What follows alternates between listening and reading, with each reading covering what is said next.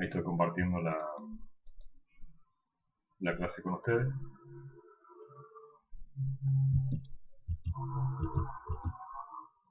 Habíamos visto ya capacitores y dieléctricos.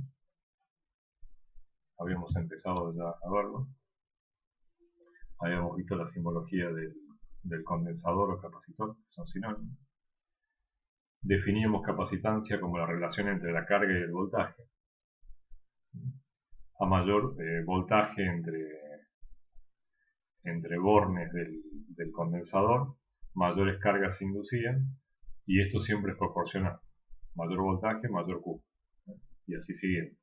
De tal modo que C no depende de esa característica dinámica, sino que C depende solo de características geométricas. Eso es importante de recordar. C, si bien es cierto que es Q sobre B siempre es proporcional uno al otro.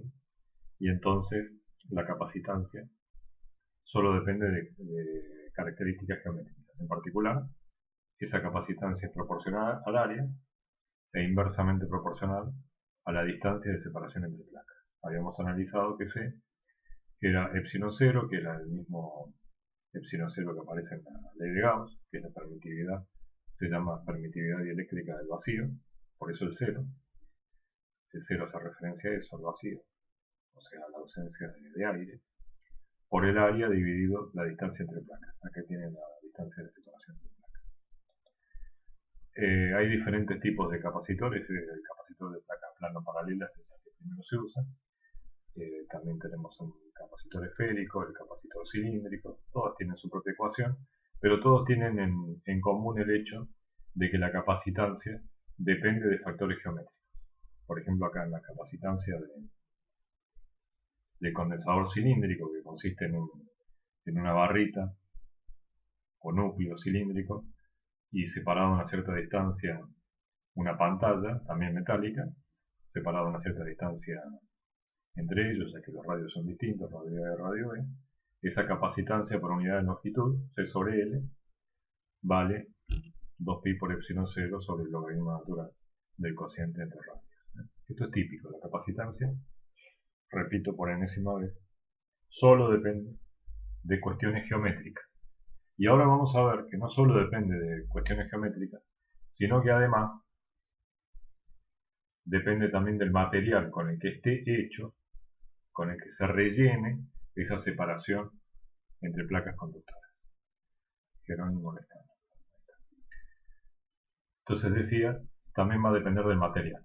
Entonces, al conocimiento que ya tenemos de que la capacitancia solo depende de cuestiones geométricas, le vamos a agregar a eso que depende de cuestiones geométricas y del material con el que esté hecho con el que esté rellenado, con el que se rellene esa separación. A eso se le llama dieléctrico, ¿no? Ese gasto.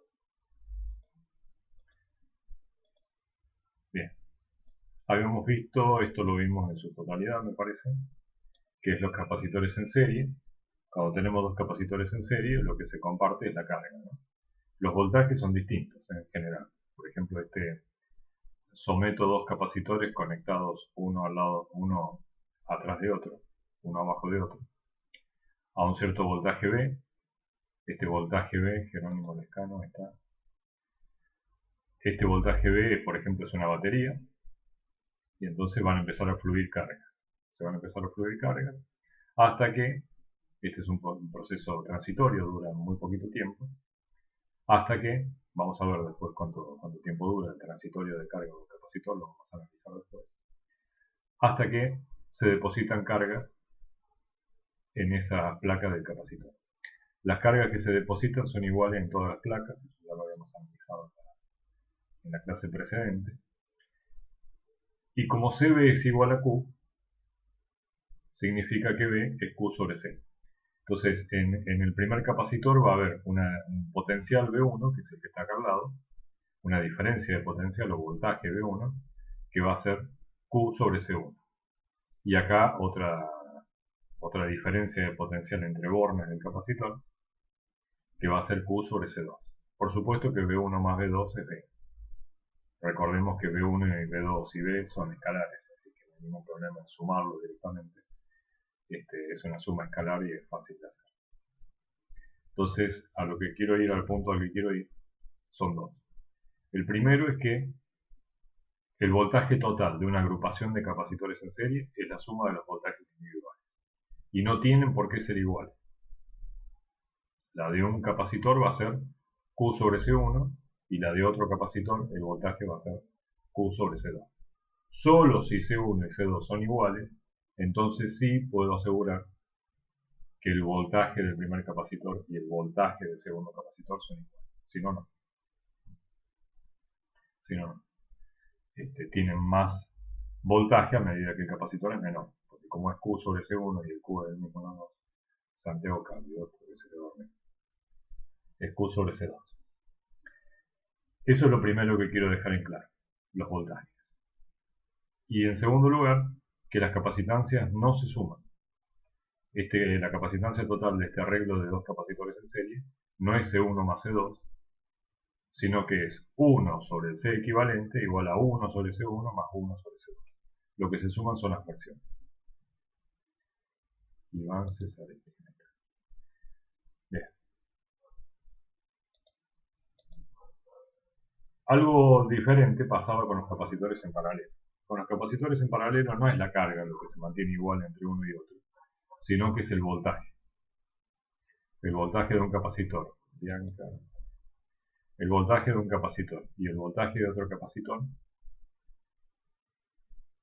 El voltaje de un capacitor y el voltaje de otro capacitor son exactamente iguales. ¿Por qué? Porque un mismo punto no puede tener dos potenciales distintos, ¿no? Entonces, por eso es que la diferencia de potencial a la que está aplicada el capacitor 2 y la diferencia de potencial a la que está aplicada el capacitor 1 son exactamente iguales. Y ambas son iguales a la diferencia de potencial de la batería que está alimentando este sistema de los capacitores, que se llama B de A a B.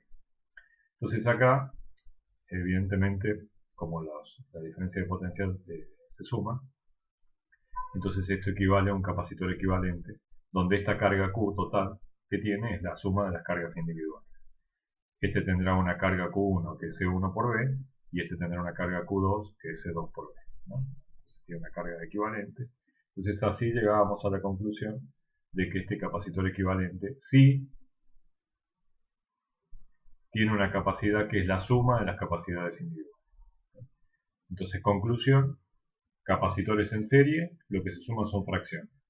Capacitores en paralelo, lo que se suman son directamente las capacidades. Si tienen alguna pregunta hasta ahí, me dicen. Sí, si puedo repetir el último. Sí, decía que en capacitores en serie se suman las fracciones y capacitores en paralelo se suman los valores directamente. Eso decía. Acá está la ecuación. C equivalente igual a C1 más C2. Bueno, todo esto ya lo vimos en la clase precedente. Acá está el resumen, ¿no? Capacitores en serie se suman las fracciones, capacitores en paralelo se suman los valores. No cometan el error de pensar que es 1 sobre C1 más 1 sobre C2 igual a C equivalente, porque eso no tendría sentido porque dimensionalmente sería incorrecto, ¿no? Entonces es 1 sobre la capacidad equivalente igual a 1 sobre C1 más 1 sobre C2. Se lo digo porque a veces veo ese error en los exámenes. Bien.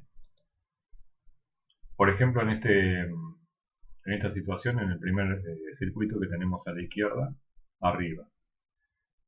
La capacidad equivalente de esto es, a ver, C1, C2, C3, C4. C1, C2, C3, C4. Ok.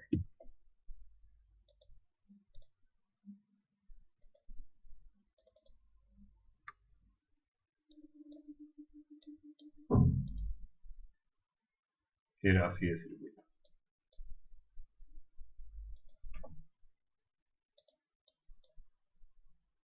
Era así. Era así.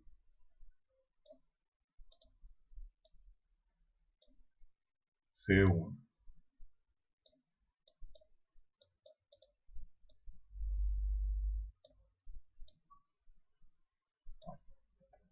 Así. C1. C2. 3. C.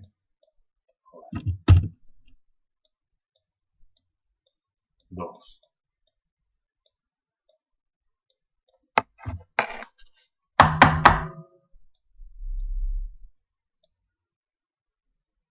Y C. 4. Esto es exactamente igual, equivale a esto.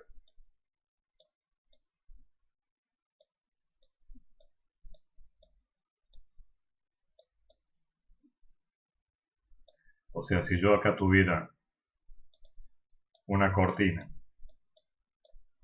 con blanco que escribe, una cortina que me impide ver para allá, y tengo de un lado tengo esto, y del otro lado de la cortina tengo esto, es exactamente igual. Todo lo que yo conecte para el lado izquierdo se va a comportar igual, ya sea que yo tenga esto o esto.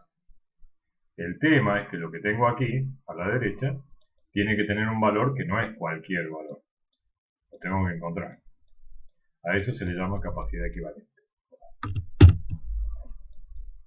Entonces esa capacidad equivalente, C equivalente, va a ser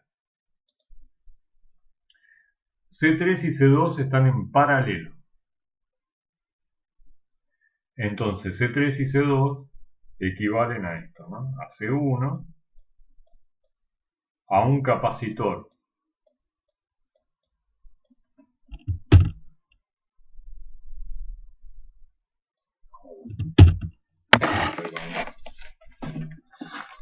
perdón, le voy a dar una paliza al mouse.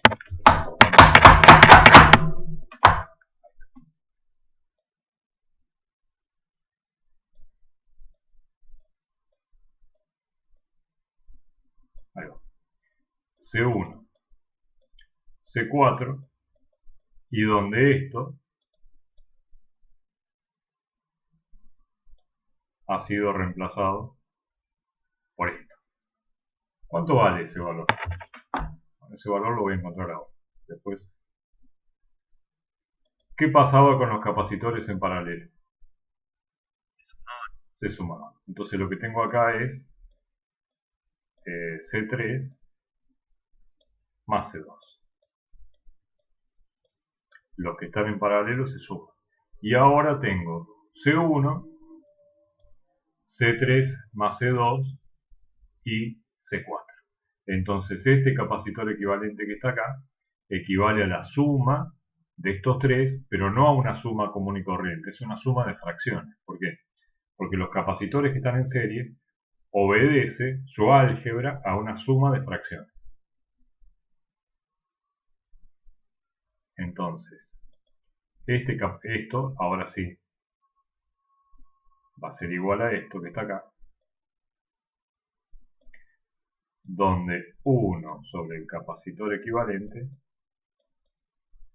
que es este el capacitor equivalente, va a ser igual a 1 sobre C1 más 1 Juan Luca, otro que se quedó ahí, C2 más C3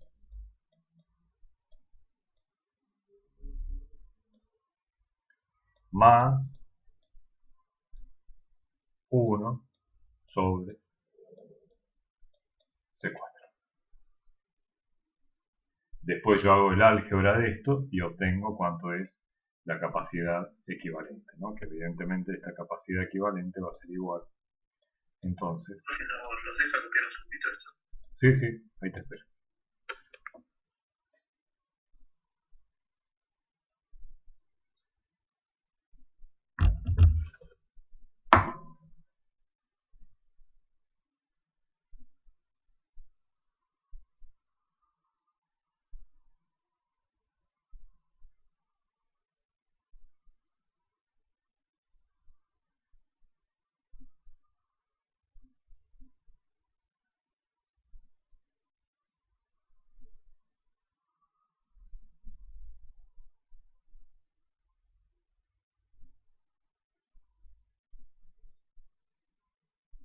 Entonces esto va a ser, bueno, ¿cómo se resuelve Bautista?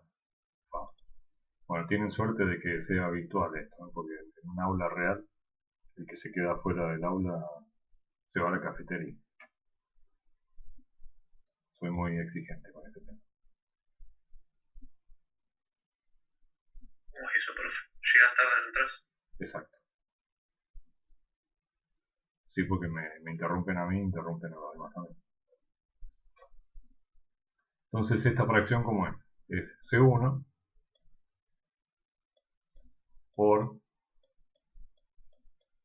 C2 más C3 por C4. Bueno, y después es resolver la cuenta, ¿no? Que no vale la pena hacerlo acá. C1, C2 más C3 por C4 sería dividido C1, que te queda C2 más C3 por C4 más C1 por C2 más C3 por C4 dividido C2 más C3 es C1 por C4. C1 por C4. Más, este sería C1 por C2 más C3. Profe, perdón, ¿puedes repetir esa parte que no entendí? ¿Esta fracción? Claro, no sé bien cómo salió, de dónde salió todo. Ah, no, es porque esto es así. Cuando vos tenés, por ejemplo, vos sumás 1 sobre A más 1 sobre B, y esto es igual a 1 sobre C, ¿sí? Este C que está acá es igual a A por B sobre A más C. O sea, haces la fracción y después lo tenés que invertir de nuevo. Claro, sí, ahí está, gracias. De ahí bien. Entonces, esto hecho para 3 se complica un poco, pero es el mismo procedimiento. Por eso se ve así. Bueno, y fíjense que tiene ya las unidades adecuadas, ¿no? Porque y ahí queda la capacidad equivalente, ¿no? Bueno, pero la ecuación importante es esta, ¿no? Después lo demás es álgebra, ¿no? Se puede cometer un error o no, pero la ecuación relevante es esta de acá. Vamos a, por ejemplo, ahora el otro ejemplo, que sería compartir pantalla.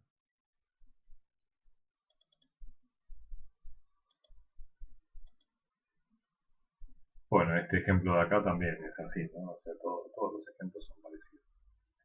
Este C1 con C2, como son dos que están en serie, entonces hay que sumar las fracciones. Y luego se le suma directamente el valor de C3 y listo, otra cosa. Porque C1 y C2 a su vez están en paralelo con C3. Bueno, es simplemente arreglo de fracciones.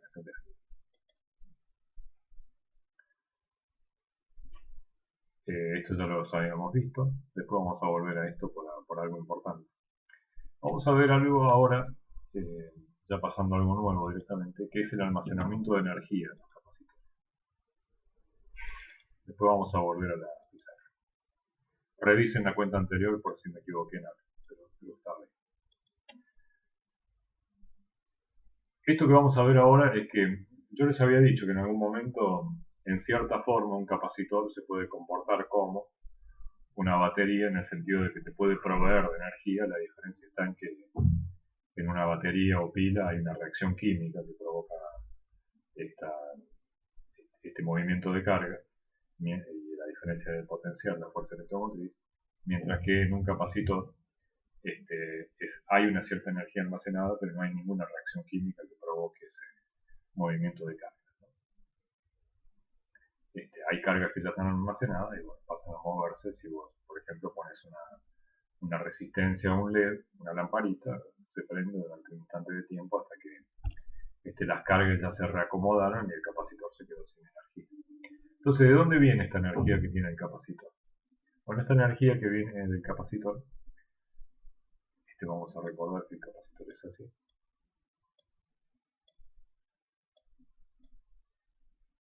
¿Sí?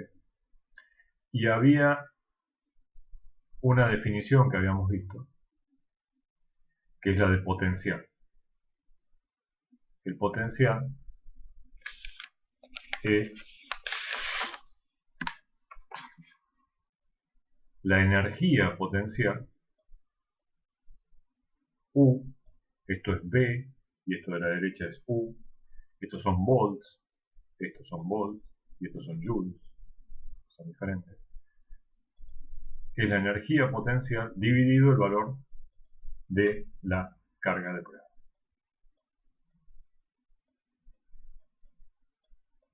Y a su vez, vimos que la ecuación fundamental de los capacitores surge de la definición misma del capacitor, que es C igual a Q sobre V, ¿no? Entonces CB igual a Q. Esa ecuación es importante de recordar. CB igual a Q.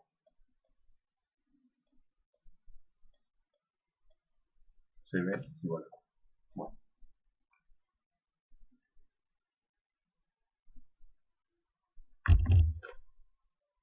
Bien, entonces U es V por Q. U es V por Q. Paso el Q0 para este lado, ¿no? Para allá.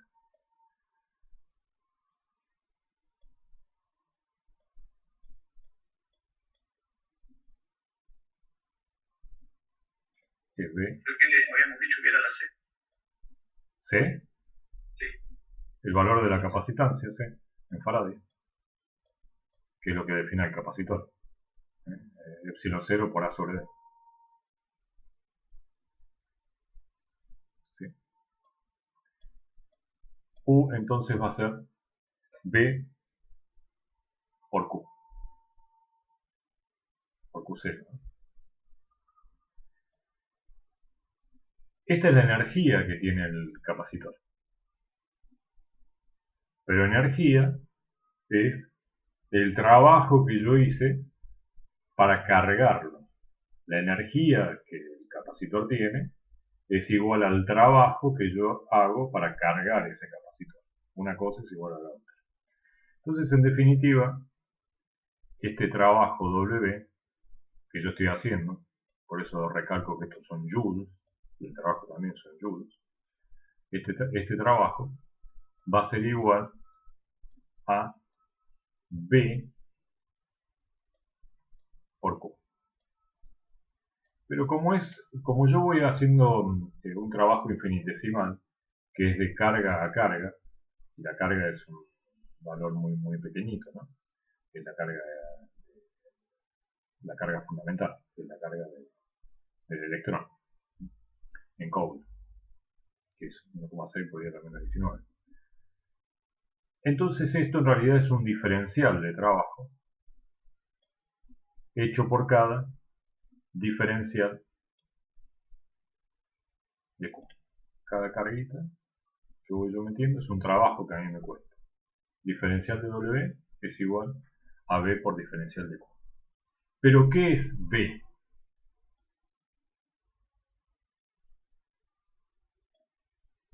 V es Q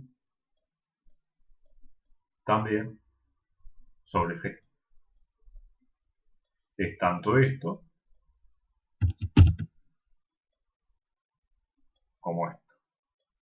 Porque la definición de C es Q sobre C. Entonces V es Q sobre C. La carga sobre los coulombs.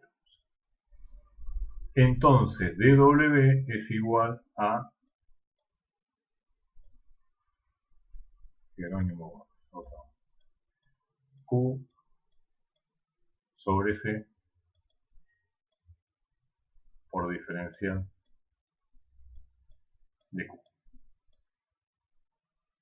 Ese es el trabajo infinitesimal en llevar un diferencial de carga.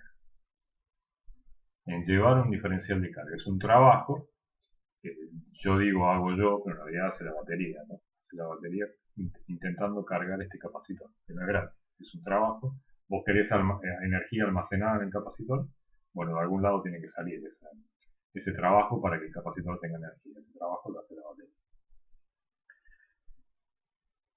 ¿Cuánto es el trabajo total? Bueno, el trabajo total entonces va a ser W igual a la integral del diferencial de W, que va a ser la integral de Q sobre C por el diferencial de Q. Entre 0, el capacitor no tenía ninguna carga, esa es la situación inicial, hasta la carga máxima que fuiste capaz, Q mayúscula, de meterle a ese capacitor. Cuando ya está, tac, tac, tac, completamente cargado, con valor Q.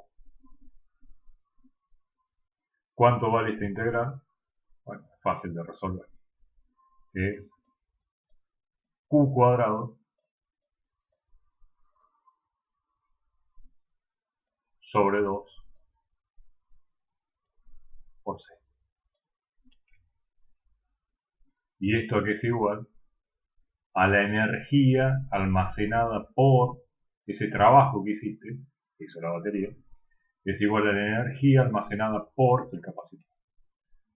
¿Cuánto vale la energía almacenada por el capacitor? Q cuadrado sobre 2 por C.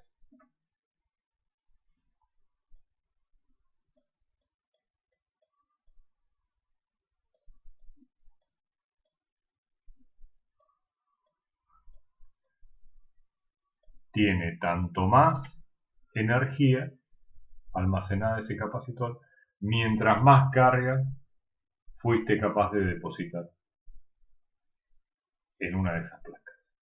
Recordemos que en otra placa está la misma cantidad, solo que negativa.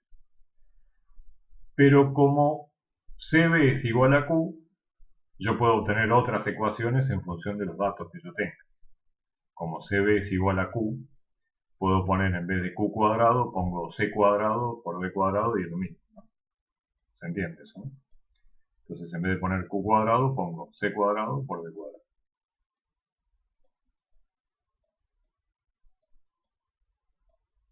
Sobre 2 por C.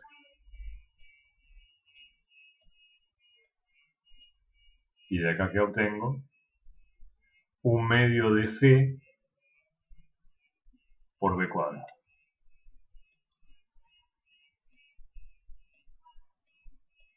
Profe, ¿Sí? la Q mayúscula es distinto a la Q minúscula, ¿no? ¿O lo mismo? La Q minúscula lo que está señalando es una situación general. La Q mayúscula lo que está señalando es una situación final. Siempre va a ser Q igual a C por B. Si vos te parás, si vos sacás una fotografía del proceso de carga de este capacitor, desde que no tiene carga hasta que pasa a tener la carga máxima, que es Q mayúscula, hay infinitas situaciones intermedias, donde una de las cuales puede ser la Q minúscula. O sea que la Q mayúscula, por ejemplo, se usa para la carga máxima. Para la carga final, sí.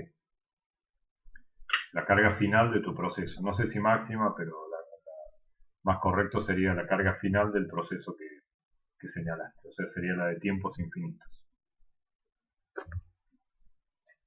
Pero siempre se cumple que CB es igual a Q. Profe, una consulta. En el examen vamos a poder tener una hoja con las fórmulas. ¿Sí? Vamos armando una hoja. Sí, una hoja. No 2 ni 3, una. Exacto. Bárbaro, gracias.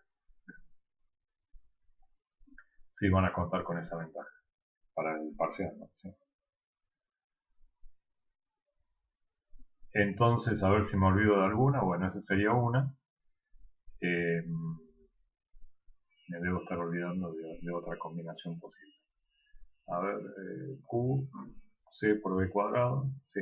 Esta me gusta, C por B cuadrado sobre 2, porque deja bien en claro, me gusta más que la primera, porque deja bien en claro que la energía almacenada por el capacitor depende del valor de capacitancia y del valor del voltaje que tenga entre placas. La diferencia de potencial entre placas, ¿no? Tiene tanto más energía, mientras más capacidad tenga, mientras mayor valor de capacitancia tenga, y mayor voltaje entre placas sea capaz de tolerar. ¿Sí? Bien, entonces vamos a corroborar estas dos ecuaciones con lo que tenemos en la filmina. Creo que también es Q cuadrado sobre 2 por C y C por B cuadrado sobre 2. Volvemos entonces. Hay una tercera que la vamos a ver ahí.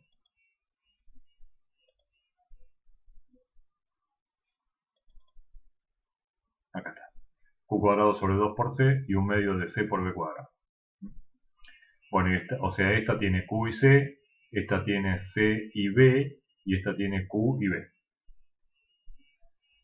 Todas se obtienen con esta ecuación, ¿no? Como B igual a Q sobre C. Todas te dan lo mismo, la energía almacenada en un capacitor. ¿Cuándo sé cuándo usar una ecuación y cuándo la otra? Bueno, en función de los datos que tenga, ¿no? Si yo tengo el valor de capacitancia y tengo el valor de voltaje, bueno, uso la del medio. Si tengo la carga y la capacidad, uso la primera, y si tengo la carga y el voltaje, uso la tercera. Pero todas dan lo mismo, ¿no? Ninguna es mejor que la otra. Todo depende de los datos de partida. Y todas señalan el valor de energía que tiene el capacitor cuando es cargado a un cierto voltaje, ¿no? A eso se le llama la energía potencial almacenada en un capacitor. ¿Quién ha provisto esta energía potencial? Bueno, la fuente. La fuente de energía, ¿no? La batería, es la que ha hecho este trabajo. El trabajo hecho por la fuente es igual a la energía que quedó almacenada en el capacitor. A veces es útil hablar de densidades de energía. ¿Qué es la densidad de energía? Bueno, son los joules por metro cúbico. A eso se le llama densidad de energía. Del mismo modo que la densidad de materia son los kilogramos por metro cúbico. Rho igual a m sobre b. Bueno, esto es lo mismo. Nada más que en vez de densidad de materia es densidad de energía. En vez de ser kilogramos por metro cúbico son joules por metro cúbico. ¿Y cómo se obtienen? Bueno, fácil. Con la densidad, con la energía que tenías, cualquiera de estas tres ecuaciones, de estas tres que tenés acá, la dividís por el volumen. ¿El volumen de quién? Del gap. Gap es el espacio que hay entre placas. Ese volumen es el área de la placa por la distancia entre placas. Por eso acá dice A por D. Es el volumen de lo que hay entre placas, ¿no? Que es donde está concentrado el campo eléctrico. El campo eléctrico, recordemos, de un capacitor está concentrado entre las placas. Que eso creo que me lo habían preguntado la otra vez. Y no sé si lo enfaticé lo suficiente. No es que no haya campo eléctrico fuera. Hay campo eléctrico, pero es muy débil. El campo eléctrico está concentrado entre las placas del capacitor. Porque en el dipolo se comporta así, ¿no? Tenés un doble motivo para que se concentre adentro. No solamente tenés el de la placa de arriba que le dice baja, sino que el de la placa de abajo también le dice baja, ¿no? Entonces ahí tenés un doble motivo para que esté concentrado adentro. Suponiendo que arriba tengo positivo y abajo negativo. Bueno, entonces tomo una cualquiera de estas ecuaciones. Por ejemplo, un medio de C por B cuadrado, la del medio. Un medio de C por B cuadrado. Dividido el volumen, A por D. Pero a su vez, la capacitancia era epsilon 0 por A por D. Entonces, epsilon 0 por A por D, hacéis la cuenta acá. Y recordando que B es igual a E por D, vamos a hacerlo esto fuera.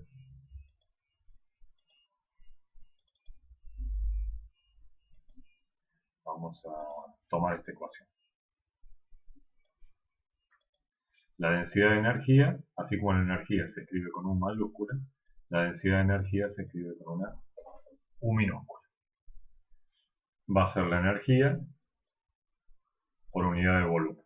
La energía potencial, ¿no? Por unidad de volumen. Ese volumen es A por D. O sea, si el capacitor es así,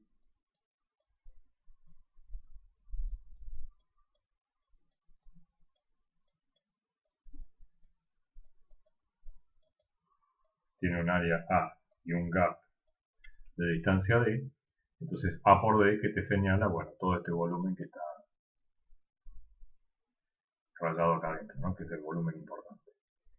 Este U dijimos recién que era un medio de C por B cuadrado, ¿no? Sí, de C por B cuadrado. Esto no se puede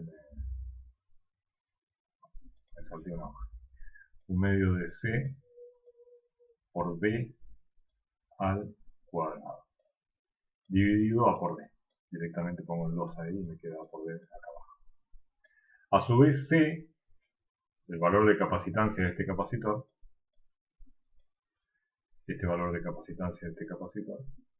depende solo de los factores geométricos y vale epsilon 0 por A sobre D.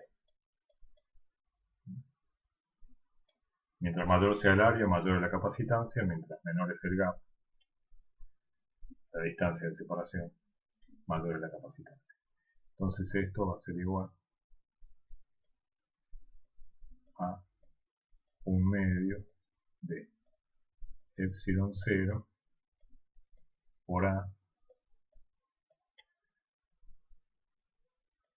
dividido A por D y a su vez por el D que me faltaba de acá, ¿no? Por D cuadrado, por B, G no C, por B al cuadrado. ¿Vamos hasta ahí? ¿Me siguen? Sí, profe. Sí, Bien. A su vez, recordemos la ecuación esa importante, que es muy importante, que relaciona campos eléctricos y campos escalares. Campo eléctrico y B, potencial. Que es menos delta B igual, lo voy a poner primero en modo formal y después una forma así de entre casas, por así decirlo, para ir rápido con la deducción. Pero el modo formal es este, menos delta B igual a la integral de E por dl. ¿No? Esa es la ecuación que vincula los campos eléctricos descritos en forma vectorial con E y el mismo campo eléctrico descrito en forma escalar con B. Son la misma cosa, nada más que se describen de dos formas distintas, como E o como B. Esto es equivalente a la otra ecuación, que es mucho más popular, de que el campo eléctrico es menos el gradiente de potencial. Las dos formas son equivalentes. Para estos fines conviene esta forma. Entonces, como se ve, el potencial, esta es la forma correcta de ponerlo. La forma de entre casas sería potencial directamente igual a E por B. Diferencia de potencial, potencial. Porque directamente es el voltaje entre placas. Y ya está. Campo eléctrico, bueno, directamente el módulo del campo eléctrico. ¿Por qué? Porque el campo eléctrico es tan bonito acá en un capacitor de placa plano paralela, es tan bien comportado, que va siempre así todo vertical y para abajo, que coincide con el D. Entonces no hace falta que te molestes con un producto escalar, porque el producto escalar y el producto directamente de los módulos te da lo mismo, porque hay un coseno de 0 que te da 1, por eso. Se puede reemplazar todo esto por esto, E por D, donde D directamente es esto. Bueno, entonces, en vez de poner P acá adentro, puedo poner un medio de epsilon 0 por A sobre A por B al cuadrado, y acá en vez de poner B al cuadrado pongo E por D al cuadrado.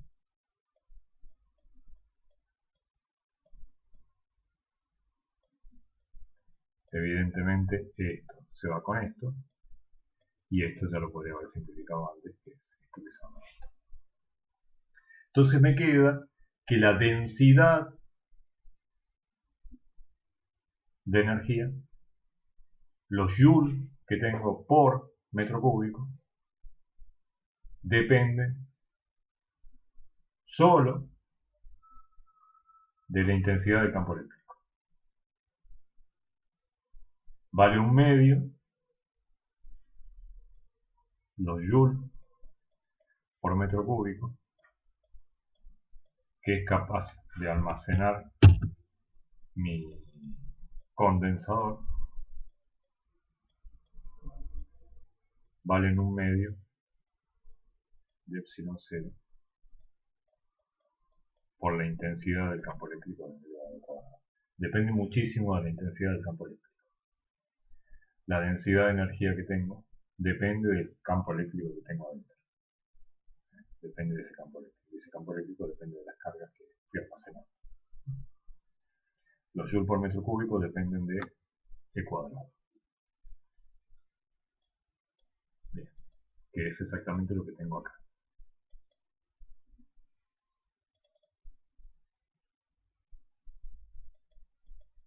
Aquí está.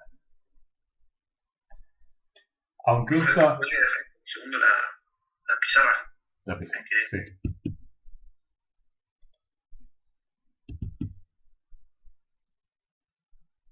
El amigo de Marco.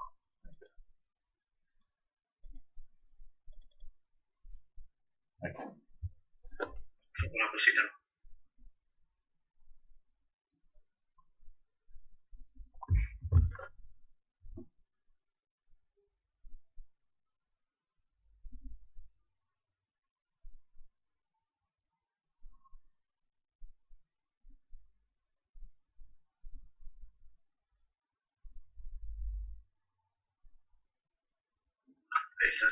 Bueno, entonces,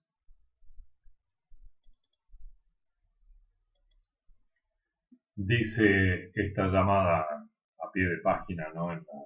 en la clase, en violeta, leo textual. Aunque esta relación se obtuvo, o sea, lo que hicimos recién fue esto, ¿no? 1/2 de epsilon 0 por E cuadrado. Aunque esta relación se obtuvo solo para un capacitor de placa plano paralela, es válida para cualquier capacitor en el vacío. Y por ello para cualquier configuración de campo eléctrico en el vacío. Entonces fíjense que así de simple como es la ecuación, contiene un resultado que es muy trascendental. Por lo siguiente, porque parece un contrasentido. Y es el siguiente contrasentido. Entre las placas plano paralelas no hay nada. Solo vacío. Pero sin embargo, este resultado te está diciendo que tenés energía. Y hay una determinada cantidad de joules por metro cúbico en la nada, que es el vacío. ¿Sí? Entonces, si bien es cierto que el vacío se considera un lugar en el que no hay materia, no es correcto decir que es la nada misma. Porque si bien es cierto que no hay materia, sí puede haber energía, densidad de energía, joules por metro cúbico. ¿Por qué? Porque el vacío puede contener campos eléctricos, luego veremos que también magnéticos, y en definitiva electromagnéticos, y ellos son capaces de llevar energía. El universo, como lo conocemos, funciona de esta manera, ¿no?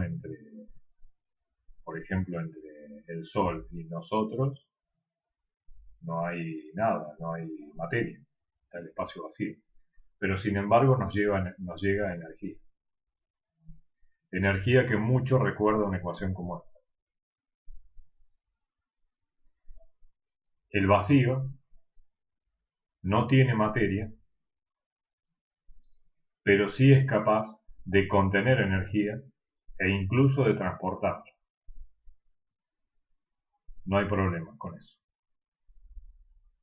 El vacío es la no presencia de materia, pero eso no significa la ausencia de energía. Puede contener energía tranquilamente, y acá estamos viendo un resultado concreto, en el cual vemos que no precisamos tener nada de nada entre una placa y la otra. Pero sin embargo, hemos obtenido como resultado que sí es capaz, este pedacito de vacío en el cual separamos una placa de la otra, de contener una determinada cantidad de energía por metro cúbico, joules por metro cúbico. Entonces este es un resultado muy relevante, ¿no? En el mundo de la física. En el vacío no hay materia, pero sí puede haber energía. En este caso, energía de un campo eléctrico.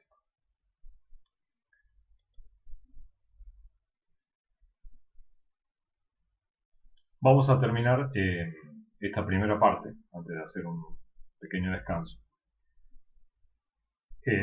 haciendo con los dedos nada más, explicando cómo funciona un típico problema de capacitores. Supongamos que tenemos un capacitor como el que está ahí dibujado, es un circuito. Fíjense que es un circuito donde tengo un capacitor de la izquierda que tiene 8 microfaradios y que inicialmente fue cargado con una diferencia de potencial de 120 volts. Esto puede significar varias cosas, ya vamos a ver los transitores. Puede significar varias cosas, pero puede significar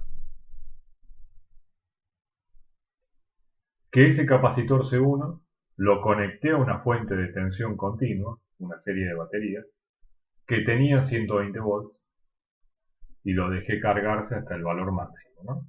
120. Recordemos la ecuación. CB igual a Q. Entonces, a ver, háganme la siguiente cuenta. 8 microfaradios, o sea, 8 por 10 a la menos 6, porque el micro es menos 6. Por 120, díganme cuánto es.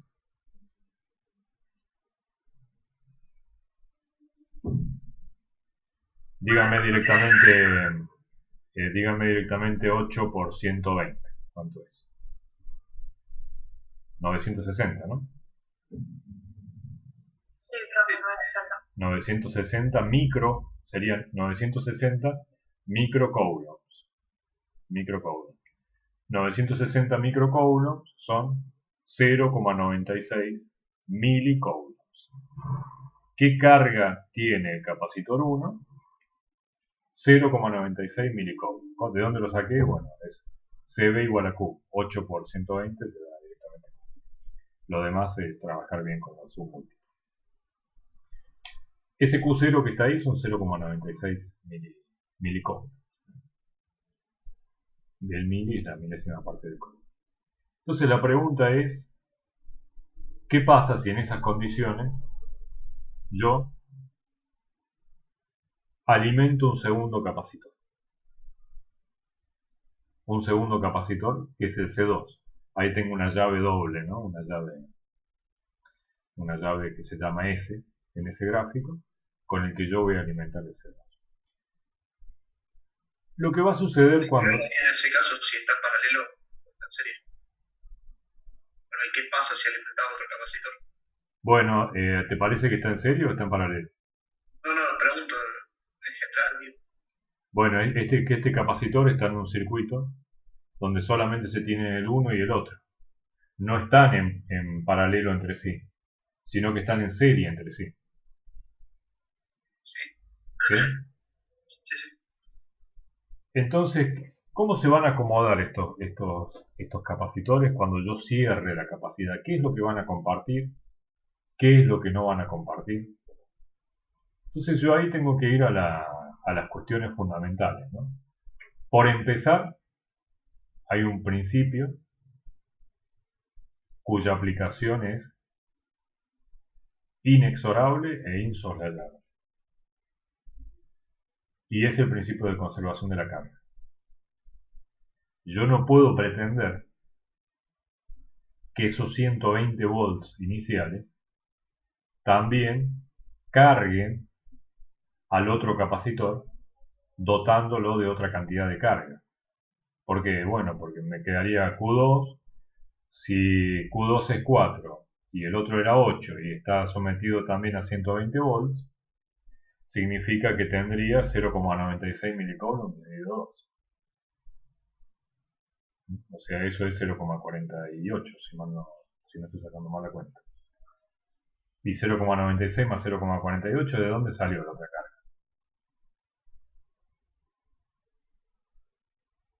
Si la carga se conserva. Entonces ahí tengo una cuestión con la que hay que tener cuidado. Esa carga inicial, que es la del capacitor de la izquierda, se tiene que conservar. Porque una vez que se cargó, ni puede ir a ningún otro lado, ni puede venir mágicamente otra carga. Esos 0,96 milicoulomb se tienen que conservar. Lo que no significa que se vayan a quedar sí o sí en el C1. Se van a repartir. Un poco se quedará en el C1 y otro poco se quedará en el C2. De tal modo que la suma de la carga que tenga el capacitor 2 más la nueva carga que tenga el capacitor 1, sumen ambas cargas la que originalmente tenía el capacitor 2, que era 0,96 milicoulomb. ¿Me entienden lo que les digo?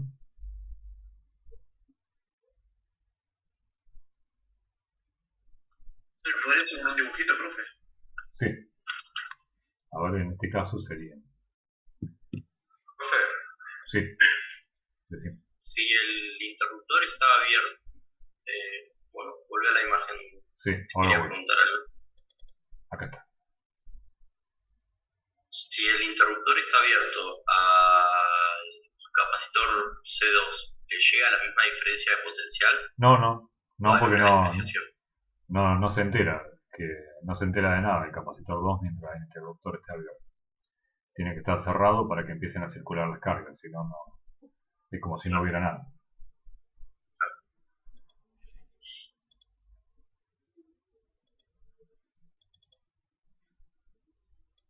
Entonces era así. Acá tenía un C1.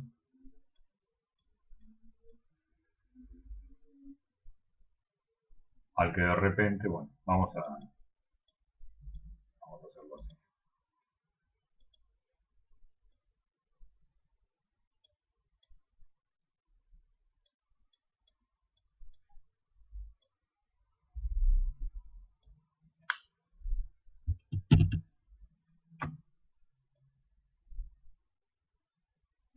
Este era el C1.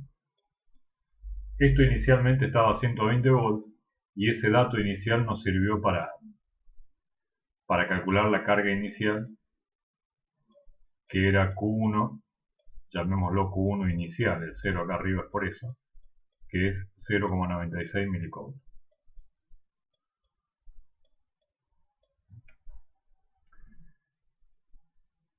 Bien, este era C2. No me acuerdo ya cuánto era C1. Acá lo tengo anotado. 8 microfarads.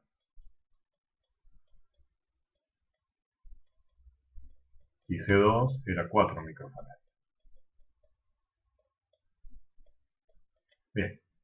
El circuito que estaba abajo, que estaba en la filmina y el que está acá es exactamente el mismo. Me dirán, ¿y pero no se pasan cargas por acá abajo? Bueno, no. No, porque para que las cargas circulen tiene que estar el circuito cerrado. Entonces basta que en un lado esté abierto el circuito para que C1 ni se entere que está puesto C2 acá, por más que haya un cable por acá abajo.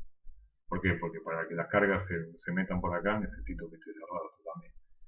El libro, por una cuestión pedagógica, te abre los dos. Si quieren, abro los dos acá y ya está, pero la historia es así como se las estoy contando. No pueden circular las cargas porque el puente acá está abierto en una parte.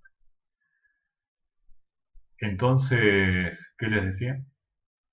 Bueno, cuando esto se cierre, o sea, para tiempos t, supongo que lo cierro en t igual a 0. Para tiempos t lo suficientemente grandes, digamos mayores que 0, y esto lo cierro por acá, entonces algunas de estas cargas empiezan a ir por acá. Se empiezan a ir, o sea, empieza a haber una circulación de cargas así. ¿Hasta qué momento van a circular las cargas? Siempre va a ser Q1, y esto va a ser acá Q2 siempre va a ser Q1 más Q2 por el principio de conservación de las cargas igual a lo que tenía Q1 inicialmente, que era 0,96 milicoulomb. O sea que está clarísimo acá que Q1 pierde cargas y Q2 gana. Q2 no tenía nada, tenía 0 y pasa a tener algo, y Q1 tenía 0,96 y empieza a perder cargas. ¿Vamos hasta ahí?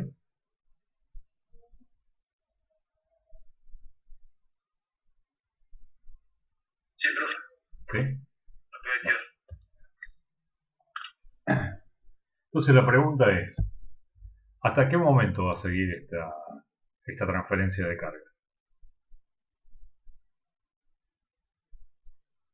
Yo te diría hasta que los dos capacitores queden iguales. No sé si ¿Iguales en qué?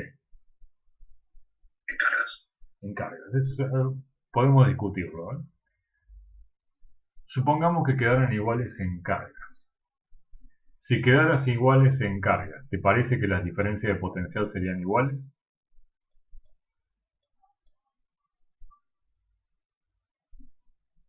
Siendo que Deberían ser distintas.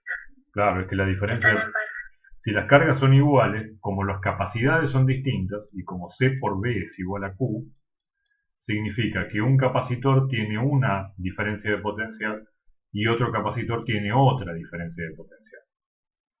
Cada vez que, ¿por qué digo esto? Bueno, porque te va a quedar, fíjate, supongamos que los dos tienen la misma carga. Bueno, perfecto, los dos tienen la misma carga. Entonces la diferencia de potencial del capacitor 1 va a ser Q1 Q sobre C1.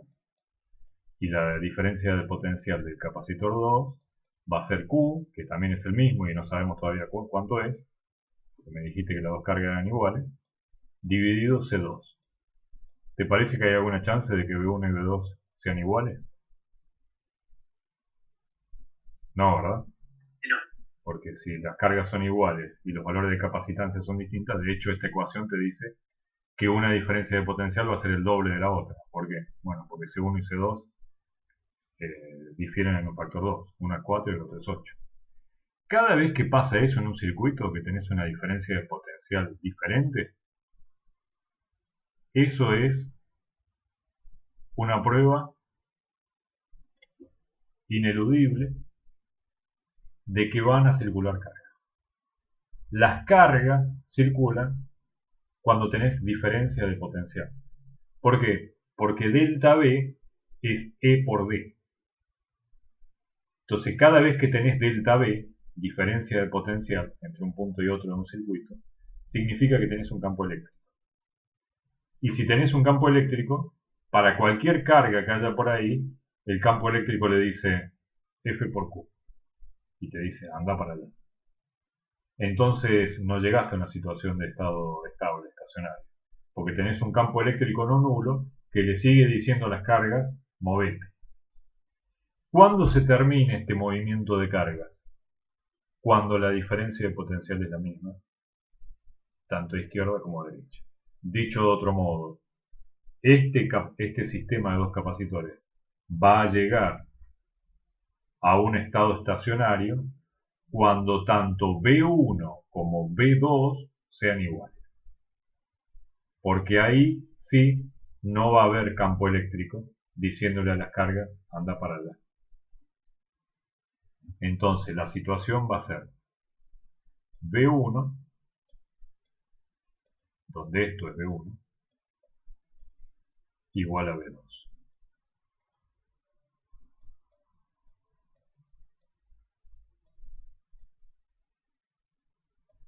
¿Cuánto vale B1? Bueno, como CB es igual a Q, entonces significa que B1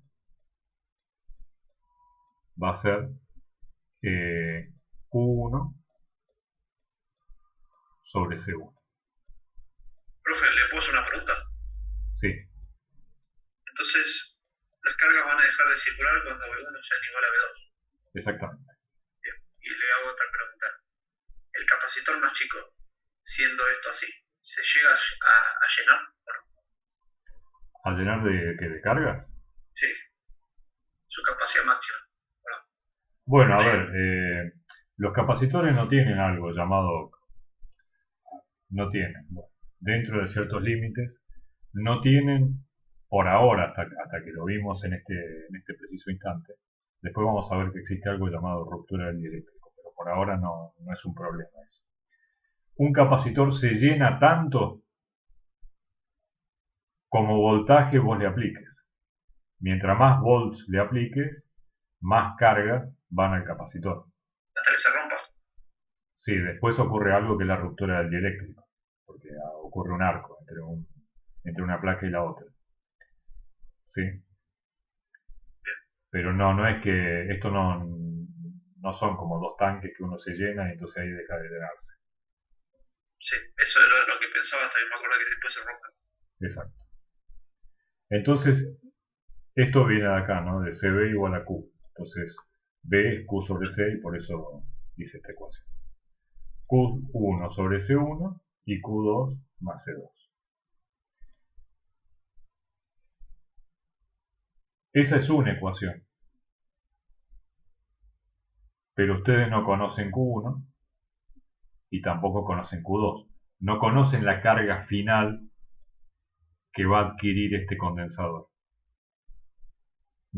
Conocen solo la carga inicial, pero no la final. Ni tampoco conocen la carga Q2 que va a adquirir este condensador. Pero saben esto, que no importa el valor de carga final de Q2, Q1 más Q2 tiene que valer lo que valía inicialmente esta carga, porque las cargas se conservan. Y ahora sí pueden resolver este sistema, porque es un sistema de dos ecuaciones con dos incógnitas, Q1 y Q2.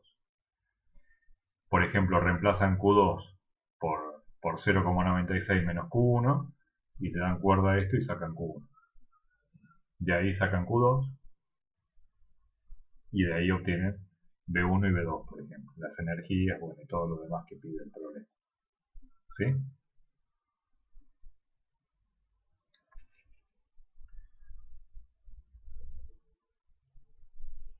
¿Preguntas sobre esto? Traten de hacerlo y después me dicen el resultado la próxima clase.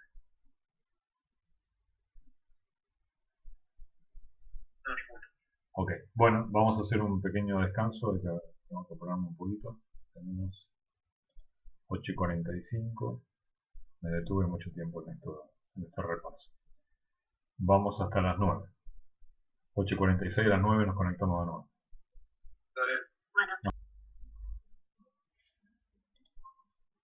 Bueno, continuamos. Ahora vamos a terminar rápido con la última parte. Van a tener que leer algo también. Compartir pantalla.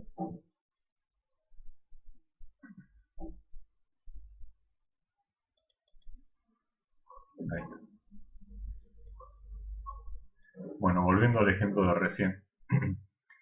Estos dos, si lo quieren ver como una analogía, si se quiere, hidráulica, por así decirlo, ya que yo mismo la mencioné, podrían verlo esto como si fueran dos vasos comunicantes que comparten una determinada cantidad de agua que tenía inicialmente el tanque de la izquierda con el tanque vacío de la derecha.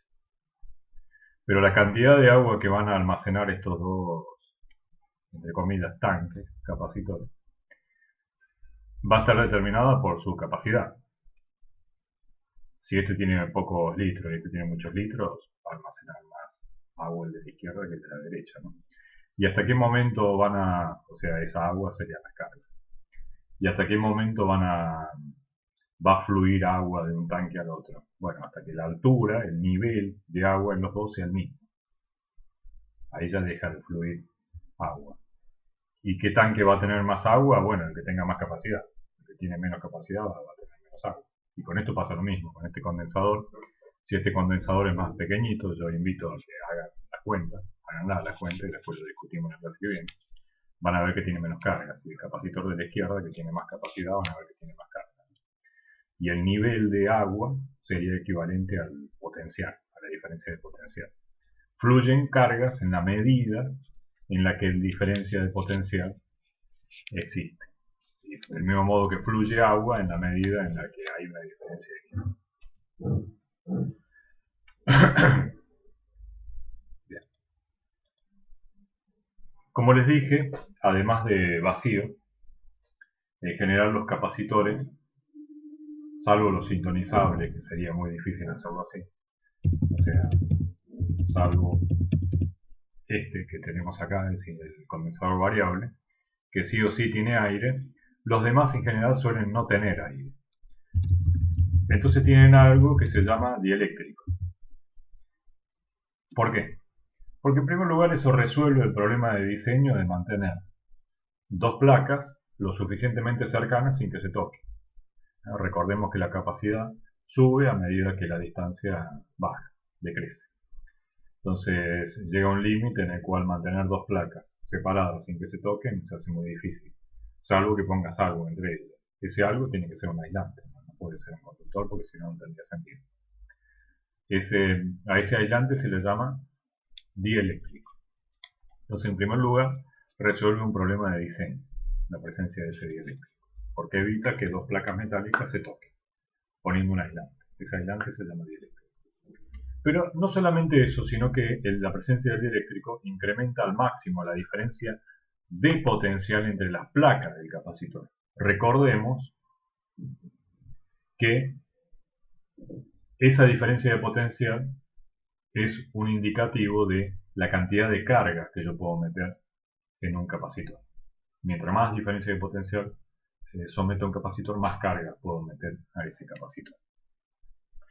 Muchos materiales dieléctricos toleran sin romperse campos eléctricos, muchos campos eléctricos, o sea, B sobre D, toleran sin romperse campos eléctricos mucho más intensos de lo que tolera el aire y el vacío. El aire y el vacío tienen una característica dieléctrica que es bastante parecida, por eso se los usa en forma indistinta, ¿no? Referirse a uno o referirse al otro. Y en última instancia, vamos a ver que la presencia de este dieléctrico aumenta notablemente el valor de la capacitancia. Vamos a ver a través de una serie de cuentas que si la capacitancia de un capacitor de placas plano paralelas en el vacío depende de A sobre D, epsilon 0 por A sobre D, vamos a ver que ese valor de epsilon 0 se multiplica por un número adimensional, que es este número que está acá abajo, que es la constante dieléctrica. Porque la permitividad dieléctrica del vacío pasa a aumentarse varias veces, y no en un factor despreciable, sino en una cantidad mucho mayor que la unidad. Puede ser 2, 3, 4, 5, 6, 7, 10, 20. Un valor muy apreciable, y realmente la capacidad crece mucho. Y recordemos que la energía almacenada en un capacitor, vimos antes que era un medio de C por B cuadrado. O sea que si C aumenta mucho, y a su vez el B al que puedo someter el capacitor también aumentó mucho, entonces la cantidad de energía que puedo meter en un capacitor pasa a incrementarse notablemente por la presencia de este dieléctrico. Acá tienen algunos ejemplos de dieléctrico, ¿no? Tienen, por ejemplo, para un capacitor como este que está enrollado, entre las dos hojas metálicas se mete una hoja plástica. El plástico es un dieléctrico. Se define como constante dieléctrica a la relación adimensional entre la capacidad de un capacitor donde el gap está hecho de este dieléctrico a otro capacitor exactamente igual donde por gap tengo el vacío. Esa relación de capacitancia es un número mayor que 1 y se define a eso como la constante dieléctrica. Acá tenemos varios valores de la constante dieléctrica acá. Para el vacío, evidentemente va a ser 1. Para el aire que está a presión atmosférica es casi 1. Fíjense que recién en la cuarta cifra significativa hay una diferencia, es 1,000. 59, pongo 100 veces más de presión y no cambia demasiado. O sea, sigue siendo prácticamente 1. Por eso es que el vacío y el aire se consideran parecidos en lo que a situaciones eléctricas se refiere. Victoria Poli.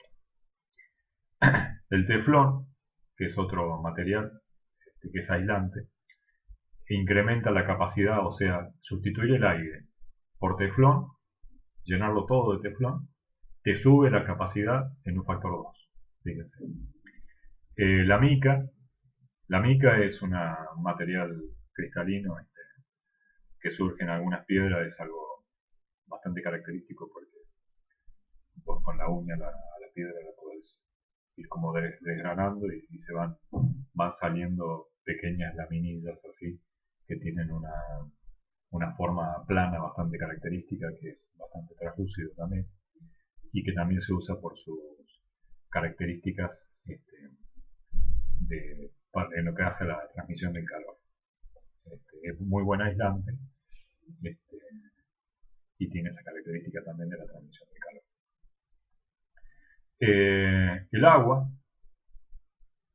El agua tiene un factor de 80, por eso puse acá, además de la botella del agua, el milar es con lo que están hechos el polietileno de las botellas, ¿no? Pero a su vez el agua tiene una constante dieléctrica de 80, lo cual puede sorprender a algunos, ¿no? Porque tenemos la idea de que el agua es conductor. Pero el agua pura, que tiene un enlace covalente ahí entre los átomos de hidrógeno y el oxígeno, no es conductor. El agua pura, o sea, un frasco de agua que tenga H2O nada más, o sea, agua destilada, agua pura, químicamente pura, o sea que solamente haya H2O, agua. Profe, Sí. consulta, entonces, ¿por qué la batería tiene agua destilada? Bueno, por ese motivo, porque después tienen a ver, no es solamente agua destilada. Tiene un ácido aparte, pero bueno. Claro, tiene un ácido. Y si le tiras agua común, entra corto la batería. Claro, porque el agua, sucede lo siguiente con el agua.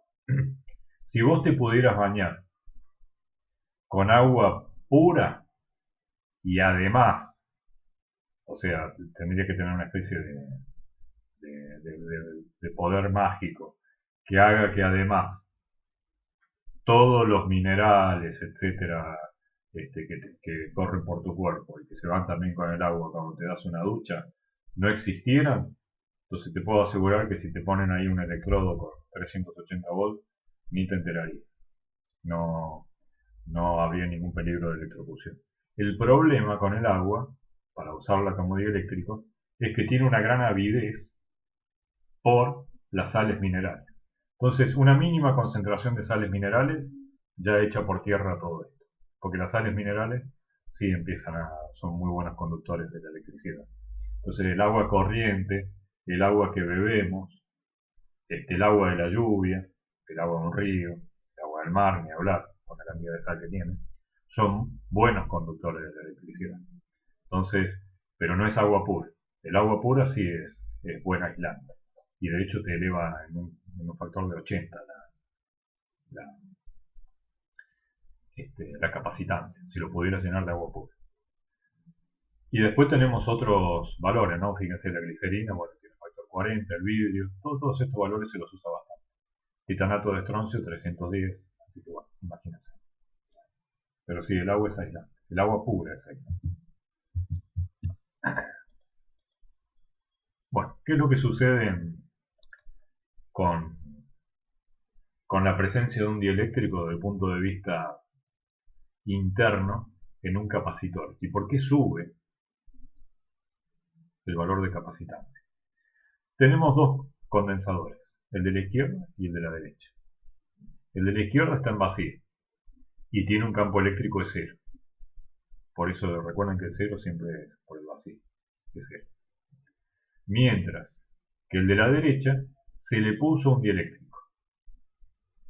Se le colocó un dieléctrico. Acá tenemos a la izquierda, más a la izquierda de todo, un electrómetro que mide la diferencia de potencial entre placas. En la situación de arriba tengo el condensador que está en vacío, ¿no? Entonces yo lo cargo a este capacitor, se induce una determinada cantidad de cargas Q en la placa positiva, menos Q en la placa negativa. Entonces, como hay una determinada cantidad de cargas, entonces evidentemente hay una diferencia de potencial que este electrómetro es capaz de medir. Un electrómetro mide esa diferencia de potencial sin robarte carga, sin que circulen carga. O sea, esto no se descarga por medir, no se va a descargar. Entonces te señala este B. Curiosamente, si vos metés un dieléctrico en esa misma medición, notaríamos, en primer lugar, que la carga no tiene a dónde irse. Entonces que el Q y el menos Q permanece invariable, porque no tiene a dónde irse, a dónde se van a ir. Al electrómetro no se pueden ir, porque por el electrómetro no circulan cargas. Está como abierto el circuito. Y al dieléctrico tampoco se pueden ir, porque es aislante. Entonces lo de las cargas no varía nada. Pero sin embargo, la presencia del dieléctrico va a hacer que este dispositivo marque un voltaje B que es sensiblemente menor. Antes era B por allá y al poner el dieléctrico pasa a ser B por acá. Lo que está significando esto, como este B es menor y el D es el mismo, es que el campo eléctrico E aquí dentro ha disminuido. Recuerden que B es E por D. Si B disminuye, significa que E también disminuye. Entonces, ¿por qué disminuyó el campo eléctrico dentro del capacitor al poner el dieléctrico? Disminuye por lo que está a la derecha, bien a la derecha de la pantalla. Sucede lo siguiente. Cuando yo coloco un dieléctrico, el dieléctrico, si bien es cierto que no tiene cargas móviles, porque si no sería un conductor, sí se pueden reordenar sus cargas. No pueden viajar, pero sí se pueden reorientar, que no es lo mismo. Se quedan donde están, pero se reorientan. De hecho, se reorientan de esta forma que está aquí. Fíjense que a la placa positiva se reorienta a la parte negativa. No significa que de este lado del dieléctrico empezaron a viajar carga y se fueron para allá. No, significa que las que ya estaban ahí, como si fuera una brújula, hace así, y por supuesto como el más va a traer al menos, no va a poner otro más acá, eso estará claro.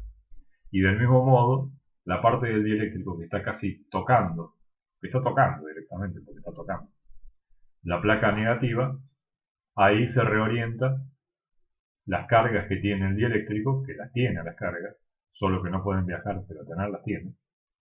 Todos los cuerpos tienen carga. No neta, pero carga al fin. Entonces te reorienta el positivo ¿por qué? Porque es atraído por el negativo. Entonces fíjense que dentro del dieléctrico, o sea, solo dentro del sándwich del relleno de este sándwich, que es esta parte verde, tengo las cosas cambiadas. O sea, en la placa del capacitor tengo más y menos, pero en el dieléctrico lo tengo al revés, tengo menos y más. Entonces significa que tengo un campo eléctrico que va al revés. El del capacitor va así y el del dieléctrico va así, restándose. Por eso es que el campo eléctrico acá es menor. ¿Y en cuánto disminuye ese campo eléctrico? En el valor de la constante dieléctrica. Este K, en el que disminuye el campo eléctrico, es el mismo K que está aquí. C sobre CC. Si tienen alguna pregunta, me avisan. Es decir,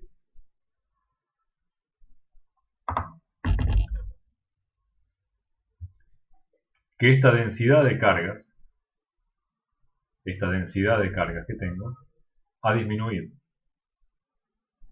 en esta frontera. ¿Por qué? Bueno, porque yo ya tenía una determinada cantidad de cargas, recuerden que sigma son los coulombs por metro cuadrado, y entonces ahora tengo unos coulombs por metro cuadrado que pone el dieléctrico que son de signo contrario siempre. Entonces la densidad de cargas en la zona de contactos disminuye. Disminuye a la izquierda y disminuye a la derecha.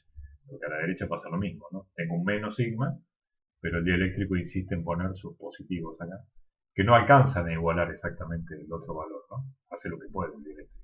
No tiene tantas cargas para reordenar. pero sí para provocar un cambio sustancial, eso sí. Entonces, como conclusión, este campo eléctrico, que ya habíamos visto que era sigma sobre epsilon cero, o sea, habíamos visto cuando vimos capacitores que este sigma en realidad era Q sobre A. Bueno, este Q sobre A se le llama sigma.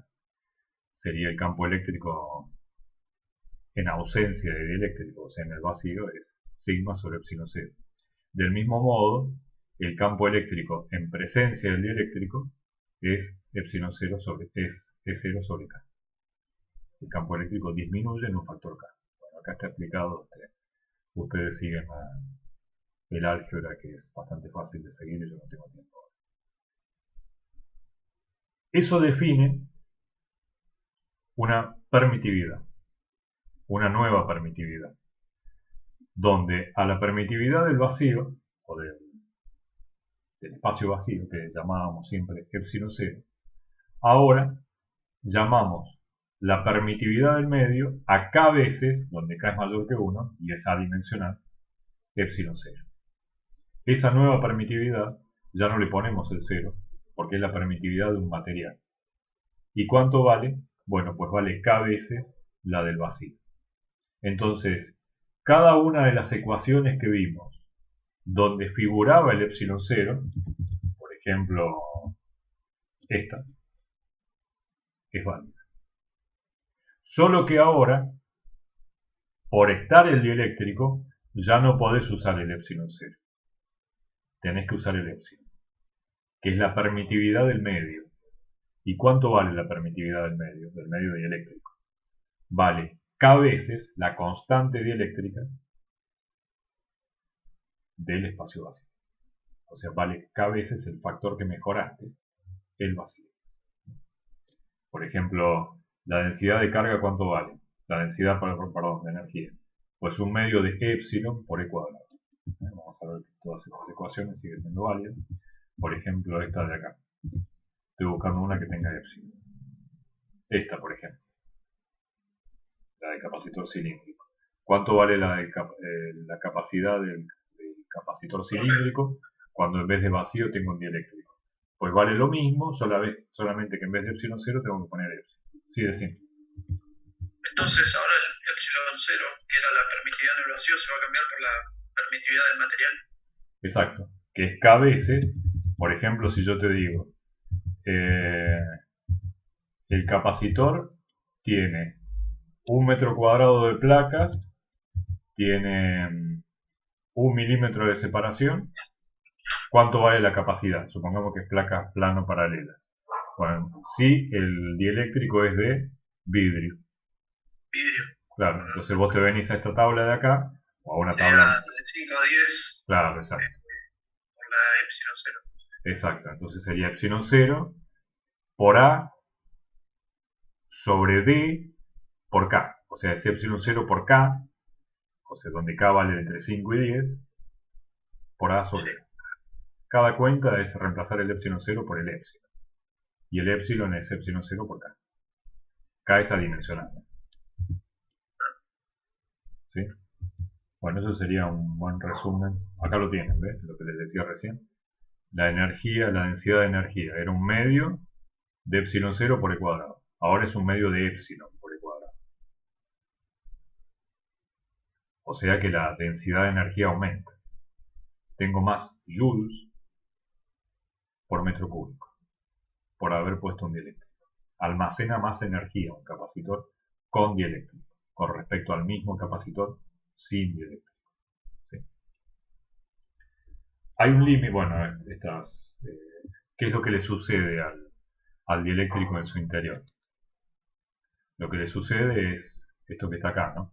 El dieléctrico puede tener o moléculas polares o no tenerlas.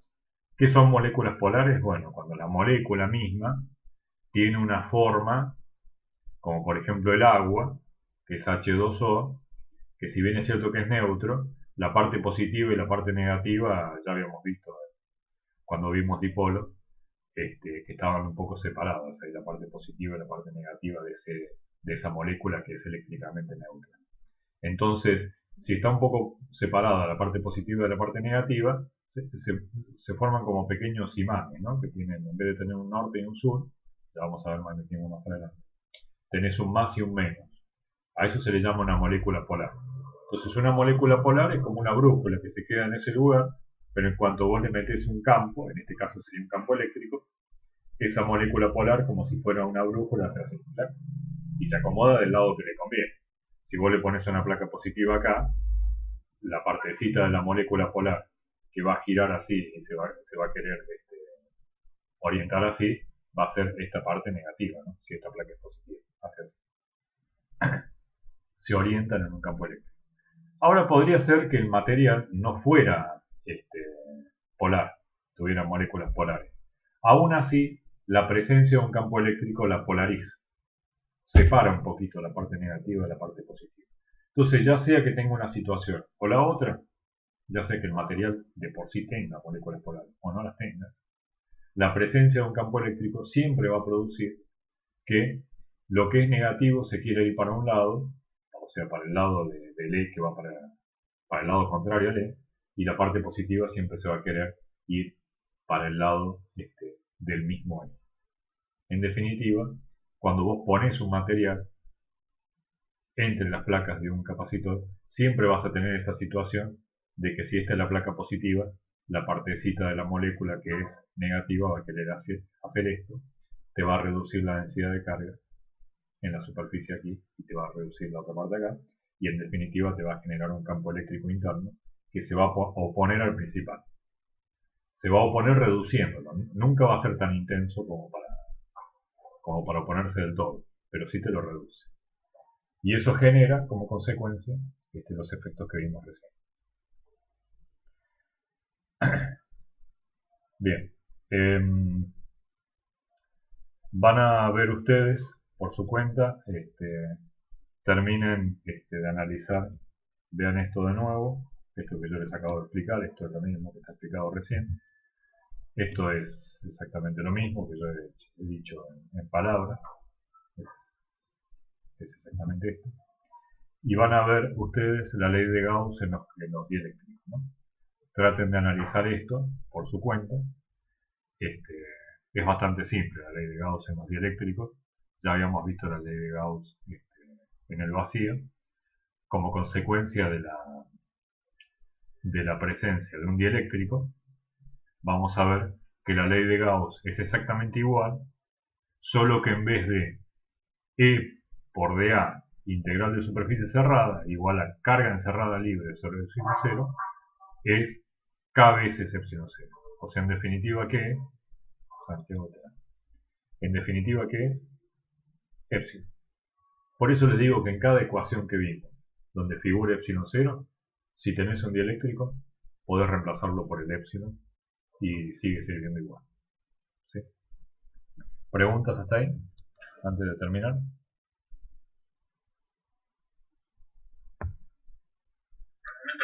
Bueno chicos, vean eso que les dije, traten de analizar esto y bueno, vamos a ver si queda alguna duda en la clase que viene y si no ya empezamos con la próxima unidad. Bueno, terminamos ahí y nos vemos la clase que viene. Chao chicos, nos vemos. Chao. Chao chicos.